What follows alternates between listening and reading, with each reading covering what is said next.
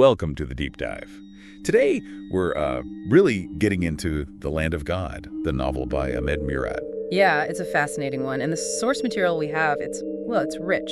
Lots of layers. Definitely. You've got historical mystery, ancient prophecy, some really compelling human drama all mixed in. It's quite a blend. So our goal here, even if you haven't read the book, is to give you the key takeaways, the connections, basically help you grasp what makes this story tick. Exactly. We want to guide you through these initial bits, pull out the really interesting plot points, who the characters are, the main themes. Sort of connect the dots across time. Precisely. See how history, prophecy, personal stuff, it all kind of intertwines when these old secrets start coming out. Okay, so let's jump right in. The story doesn't exactly ease you in, does it? Not at all. Bang. You're in Cairo, spring 1924, inside the British residency. And the atmosphere is immediately tense. You can feel it.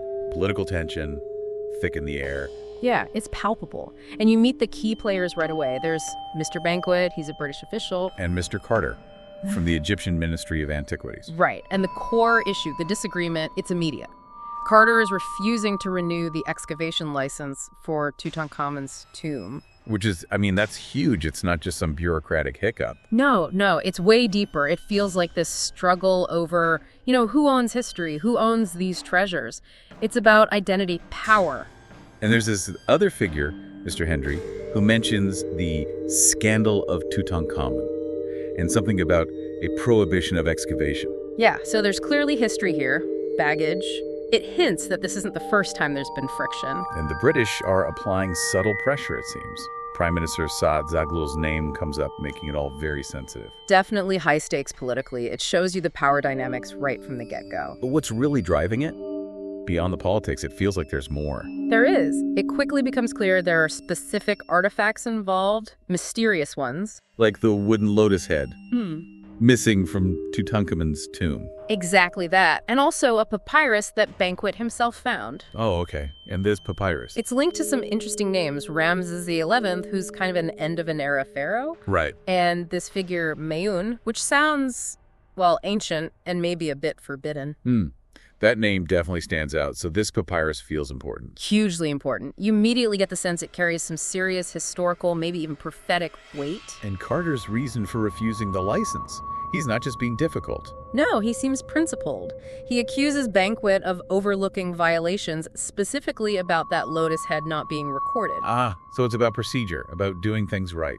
Yeah, and he says something like, bureaucracy is a barrier to uncovering ancient Egypt. Which is ironic, given the context, Right, the whole British control situation back then. Exactly. And the scene ends pretty dramatically.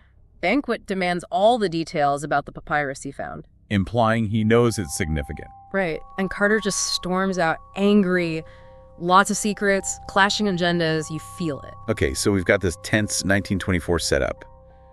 And then, bang! The story just yanks us somewhere else entirely. Completely. Huge shift. We're suddenly back in ancient Egypt, 2500 BC. Wow, okay.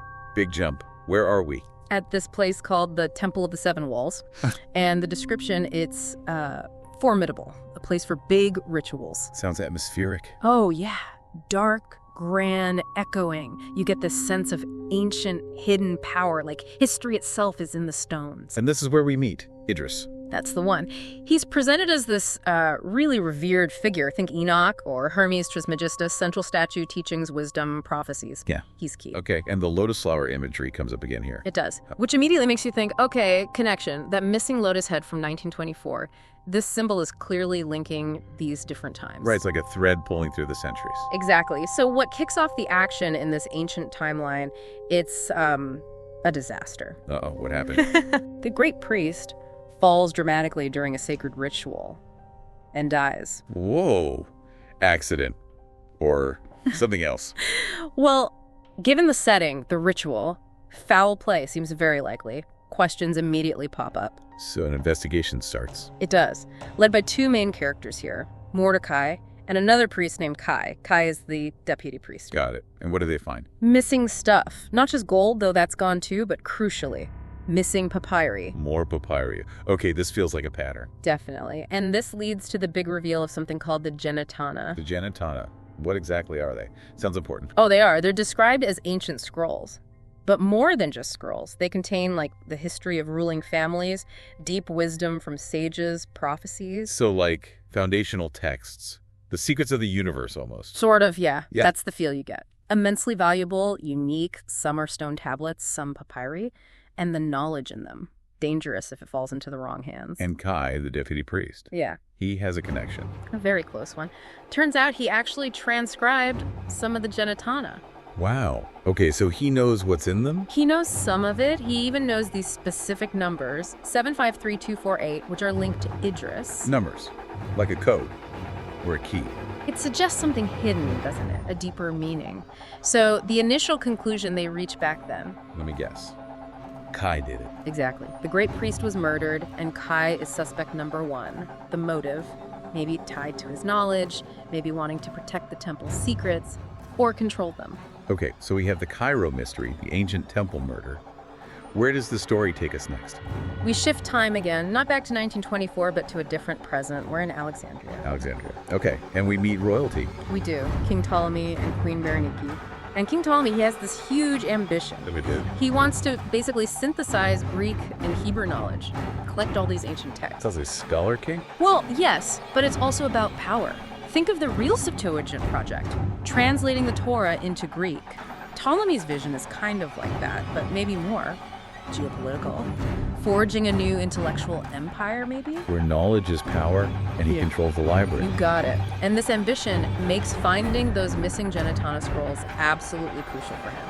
It elevates the quest. And who does he task with finding it? Don't tell me. Mordecai, our investigator from 2500 BC, he's still around, now working for the king. Wow, okay. So Mordecai's story continues across centuries. His job is to find these scrolls for Ptolemy's grand project. Right.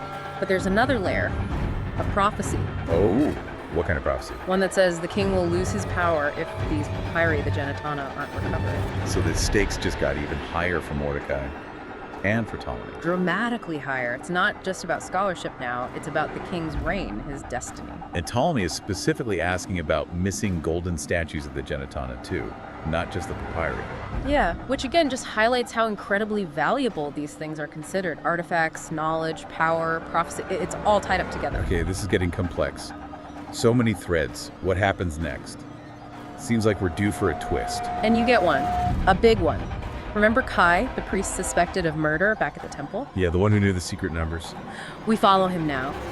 He arrives in Alexandria, wounded, and he's looking for two people, a doctor named Aram and a woman named Nadia. Okay, and what happens when he finds them? This is the shocker. Aram, the doctor, confesses he killed the great priest, not Kai. Really, why? His reason is, well, ideological. He says he's a disciple of Man, that name. Yeah, from the papyrus banquet found. Exactly. And Aram says he killed the great priest to stop him from exposing the sacred texts, the Genetana, which Aram believed would cause chaos. So it wasn't about personal gain. It was about controlling dangerous knowledge, protecting the world from it. That's his justification. It reveals this deep split, doesn't it? Between those who want to share ancient knowledge and those who think it needs to be hidden, guarded. It's a battle of ideas. That is a game changer. It reframes the whole conflict. Totally. And then there's the personal stuff, the relationships between Kai, Nadia, and Aram. They're complicated. How so? It hints at ties of brotherhood, maybe fatherhood, love. It's all tangled up. It adds this heavy emotional layer. You start questioning everyone's true motives again. Right, because even if Aram confessed, there's this whole backstory. Exactly. And Aram drops another bombshell. He reveals where the really unique Genetana scrolls are hidden. Inside the Great Library of Alexandria. Wow. Okay, the most famous library in the ancient world, of course. That makes perfect sense. It puts this huge historical landmark right at the center of the mystery, doesn't it? Definitely. So, pulling it all together, this whole struggle, it's not just about finding lost artifacts anymore, is it? Not at all. It's become about who controls this powerful ancient knowledge, who gets to interpret it, and what that means for society, for destiny. It makes you think, yeah. If knowledge itself is that powerful, maybe even dangerous, then controlling access to it becomes critical. Life and death critical, Right. potentially. Which leads us towards the main confrontation. What happens there? Does Mordecai find the scrolls for Ptolemy? Well, Mordecai makes a discovery. King Ptolemy already has some of the Genetana scrolls. What? So the king was lying? Uh-huh. Or hiding things? Seems like it. It reveals his deception, his ambition.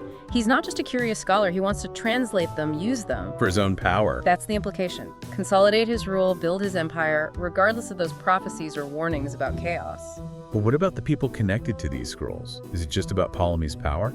No, and that's crucial. The story introduces the Genetana people. Genetana? Who are they? They're described as this distinct group, maybe an ancient lineage, whose entire history and heritage are tied up in these scrolls. So for them, it's not just knowledge, it's their identity, their soul. Exactly. It's not a political tool for them, it's sacred. It makes the conflict much deeper than just Ptolemy versus, say, Aram's secretive faction. Okay.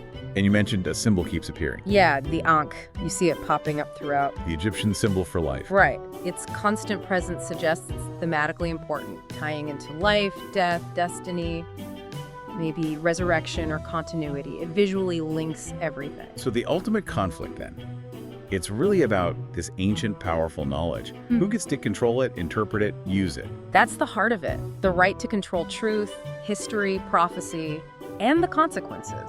They ripple out and affect everyone. It really blurs the lines between genres, history, thriller, philosophy. It really does. It makes you think about knowledge today, doesn't it? Absolutely. That's the lingering question, I think. We talk about ancient scrolls here, but the power of knowledge, the control of information, that's timeless. Who decides what truths get told?